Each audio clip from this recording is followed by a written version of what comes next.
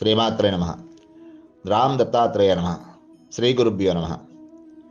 ఈరోజు మనం సామాన్య కుటుంబం జననం ఎలా జరుగుతుంది, వాటి విశేషాలు తెలుసుకుందాం.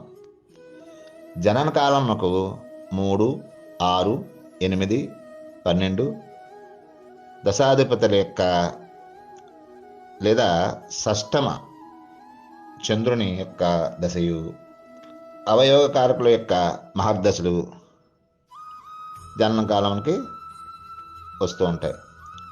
అష్టమాధిపతుల దశలో జన్మించిన వాడు పేద కుటుంబంలో పుట్టడం కానీ, ఆ యొక్క బాధలు అనుభవిస్తున్నటువంటి కుటుంబంలో పుట్టడం కానీ జరుగుతూ ఉంటుంది. ఇక అష్టమాధిపతి లగ్నంలో ఉంటే అతి సామాన్యమైన కుటుంబంలో జన్మించుతాడు.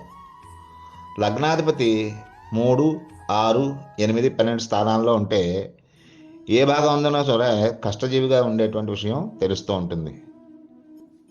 శుభ పాపగ్రహముల తారతమ్యాన్ని విచారించి ఈ ఫలితం ఇవ్వాల్సి ఉంటుంది. స్థానం యొక్క విశిష్టత 1, 4, 7, 10 లేదా 5, 9 స్థానములు అభివృద్ధి స్థానాలు, శుభస్థానాలు.